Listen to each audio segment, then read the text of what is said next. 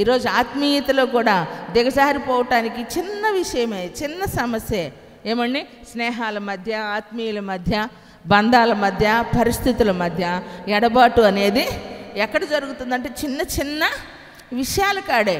చూడండి, ఎందుకంటే దేవుడు తన దైవజనుని ద్వారా ఎంత చక్కగా తన ప్రజలైనటువంటి వారి కొరకు దేవుడు ఉద్దేశాలని బయలుపరుస్తూ ఉన్నాడు. వారు అధైర్యపడకుండా ఉండేదానికి, వారు నిలబడగలిగేదానికి, వారు దేవుని కొరకు ఎదురు చూడగలిగే దాని కొరకు దేవుని సన్నిధిలో ఏం చేస్తూ ఉన్నారు ప్రియులారా?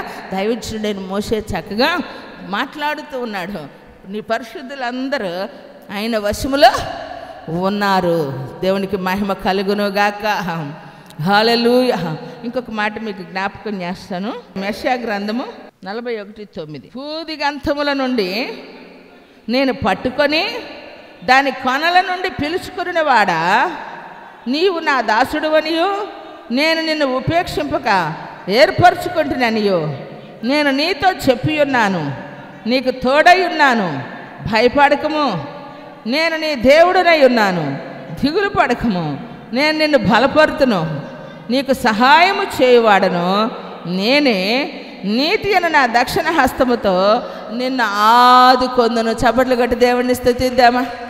Praise the lord. Hallelujah, hallelujah చెప్పండి అందరు చేతులు పైకెత్తి. హల్లెలూయా, హల్లెలూయా స్తుతి. ఏమండి, ఏమంటున్నాడు? భూదిగంతముల నుండి నేను పట్టుకొని దాని కొనల నుండి పిలుచుకొనివాడా. ఆ రోజు ఆయన బిడ్డ పట్ల ఆయన ఉద్దేశాలు మాట్లాడుతూ ఉన్నాడు. ఈరోజు ఎవరిని పట్టుకున్నాడు? ఎవరిని పట్టుకున్నాడండి? నిన్ను నన్ను ఆయన పట్టుకున్నాడు. పట్టుకోకపోతే ఎడొచ్చి కూర్చుంటావా? ఏమండి, ఈరోజు తల్లులు పిల్లలు చూడు ఎట్ట పెట్టుకున్నారు ఒళ్ళు. ఆ ఒళ్ళో పెట్టుకోవటానికి కారణం కుదిచి తల్లులు పిల్లలు పట్టుకొచ్చి ఏం చేస్తారు? కదలకుండా కూర్చోబెట్టుకుంటారు. మన పిల్లలను మనం కూర్చోబెట్టుకోగలిగాం. యేసయ్య మనల్ని ఏం చేస్తున్నాడు?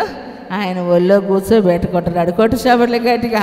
Praise the lord. హల్లెలూయా. ఎందుకంటే ఇంత దేవుడు ప్రేమ ఉంటే మన మీద మనకి ఎందుకండి ఈ బాధలు, ఇబ్బందులు అని నువ్వు అంటావు అనమాట. ఇదే కదా నీకు సమస్యకే పరిష్కారం దొరకంది, ఈ క్వశ్చన్కే. కానీ ఇది నీకు దేవుడు ఎప్పుడో ఇచ్చేసాడు సమస్యకే. నీవే పొరపడతా ఉంటావు. మనం తప్పిపోయినప్పుడల్లా, మనం ఆయనకే దూరం అయినప్పుడల్లా, ఆయన మాట విననప్పుడల్లా, ఆయన సన్నిధికి రానప్పుడల్లా, ఆయన గురించి మనం ఆలోచించినప్పుడల్లా, ఆయన ప్రేమను మనము మర్చిపోయినప్పుడల్లా కొన్నిసార్లు ఏం జరుగుతూ ఉంటుందంటే ఈ విధమైన పరిస్థితులు మన జీవితంలో చోటు చేసుకుంటూ ఉంటాయి. పరిస్థితులు చోటు చేసుకోకపోతే, ఇప్పుడు మనిషికి వ్యాధి రాకపోతే డాక్టర్ దగ్గరికి వెళ్తాడా? చెప్పండి. వ్యాధి రాకపోతే డాక్టర్ దగ్గరికి వెళ్తాడా? వెళ్ళడు. మరి పరమ వైద్యుడి దగ్గరికి మనం వచ్చి బాగుపడాలి అని అంటే మనకు కూడా ఏదో ఒక రకమైనటువంటి సమస్య వచ్చినప్పుడు అప్పుడు నా దేవుని మందిరంలోనికి నేను వెళ్ళుదును. కొట్టు చప్పట్లు గట్టిగా. నేను ఆయన యొద్ద విచారణ చేయుదును, ఆయనతో నేను ఏమండి చెప్పుకోనేదను అని చెప్పి అప్పుడు నీకేమొచ్చేసిద్దంటే ఆలోచన వచ్చిద్ది. ఒక ముట్టికాయ తినలేదనుకో ఇంకోటి పడిద్ది, ఇంకోటి తినలేదనుకో రెండు, కొంతమందికి తలబొప్పు గట్టిపోద్ది. కానీ దేవుడు ఏమంటాడు? మరలా శంఖం ఎత్తుకొని వాడను నేనే. మీ తల వెంట్రుకలు నెరవే వరకు ఒక తల్లి వారిని ఆదరించినట్టుగా ఆదరించి వాడను నేనే. చప్పట్లు కొట్టి దేవుణ్ణి కనపరుద్దామా? చూడండి, అందుకే ఆ పదం వచ్చినప్పుడు ఏడుపు వచ్చిద్దండి. కోపించుచూనే ఆయన మన జీవితాల్లో ఏం చూపిస్తున్నాడు? వాత్సల్యత. కోప్పడితే ఏమైందండి? మరలా దగ్గరికి తీసుకుంటున్నాడు. ఎంత గొప్ప ప్రేమో చెప్పండి. దేవుని సన్నిధిలో మన ఎడల ఆయన కృప ఎంతో గొప్పదండి. కోపించుచూనే ఆయన మన జీవితాల్లో వాత్సల్యతని చూపిస్తూ ఉన్నాడు. కాబట్టి నిజంగా మనము ఆయన దృష్టిలో ఉన్నాం, అది చాలు. ఎప్పుడైనా కష్టం అనిపిస్తే ఇదే అనుకోండి, నన్ను నువ్వు చూస్తున్నావు కదా, నీవు నన్ను చూస్తున్నావు కదా. ఎందుకంటే మనం ఆయన కనుచూపుల్లో ఉన్నామండి. ఆయన ప్రాకారాల్లో మనము ఉన్నాము. ఆయన మనల్ని పట్టుకున్నాడు. ఏ రోజు కూడా మనల్ని విడిచిపెట్టలేదు ప్రియులారా. మీ ధైర్యాన్ని విడిచిపెట్టకండి. ఎందుకంటే దిగులు పడకు, భయపడకు. ఏమంటున్నాడండి, నేను నీకు సహాయము చేస్తా, నీతి అన్న దక్షిణ హస్తంతో నేను నిన్నేం చేస్తాను, ఆదుకుంటా. నీవు నా దాసుడు అనియో, నేను నిన్ను ఉపేక్షింపక ఏర్పరచుకుంటున్నానియో, నేను నీతో చెప్పి ఉన్నా, నీకు తోడై ఉన్నా. ఎన్నిసార్లు అంటున్నాడండి ఈ మాట? నేను నిన్ను ఉపేక్షించలా, ఎప్పుడు నేను కాదనుకోలా.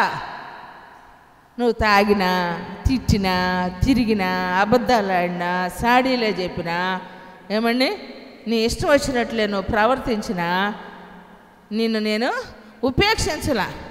దేవుడు మన జీవితంలో ప్రభు మనకిచ్చిన కృప ఎట్టిదో అది మనము కొన్నిసార్లు గ్రహించలేమండి. ఆయన మనకు నీతిను ఆయన దక్షిణ హస్తంతో ఏం చేస్తాడు, ఆదుకొని ఆయన మనకు సహాయము చేస్తాడు. భయపడుకో, దిగులు పడుకో. ఏమండి, నేను నిన్ను ఉపేక్షింపక, నువ్వు నా దాసుడు అనియో.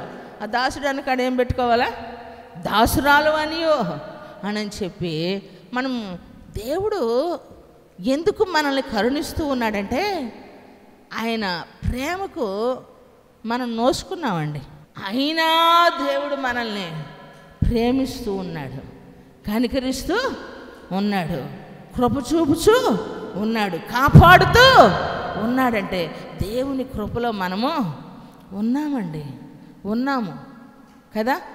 చాలా బాధ అనిపిస్తూ ఉంటుంది. అంటే విలువలు కోల్పోతూ ఉంటారు. జ్ఞానం కలిగిన వారు ఏం చేస్తారంటే, అయ్యో నేను ఇన్నాళ్ళు ప్రేమించకపోయినా నాకు ప్రేమించే భర్తనిచ్చాడు, ఇన్నాళ్ళు నేను అర్థం చేసుకోకపోయినా నన్ను అర్థం చేసుకునే భార్యను నాకు ఇచ్చాడు, నేనేమి నా పిల్లలకు సంపాదించలేకపోయినా నా పిల్లలు ఉన్నదానితో తృప్తిపడే పిల్లల్ని ఇచ్చాడని ఒకసారి కాకపోయినా ఒకసారైనా అవగాహన, ఆలోచన వచ్చింది ప్రియులారా. ఎందుకంటే అలా మనకు కలిగి దాని కొరకు దేవుడు మనల్ని ఏం చేస్తూ ఉంటాడు తెలుసా, మనకు ఒక సమయాన్ని ఇస్తాడు, మనకు ఒక సమయాన్ని, ఒక అవకాశాన్ని దేవుడు మనకిస్తూ ఉంటాడు. నిజమే కదా. అయినా జీవితంలో ఏ స్థితిలో పిలువబడితే ఆ స్థితిలో ప్రభువుతో సహవాసం కలిగి బ్రతుకుతూ ఉన్నప్పుడు దేవుడు నిన్ను నన్ను విడిచిపెడతాడా? నా తండ్రి విడిచిపెట్టడు. కొట్టు చాపట్లే గట్టిగా. మనుషులందరూ మనల్ని విడిచిపెట్టిన, లోకమంతా ఒకటైపోయినప్పటికీ నీ దేవుడు నీ పక్షాన ఉంటాడు. దేవునికి మహిమ కలుగును గాక. కనుకనే దేవుని సన్నిధిలో ఉన్నటువంటి మన జీవితాల్లో ఉన్నతమైన కృప చేత మనము నడిపించబడాలి.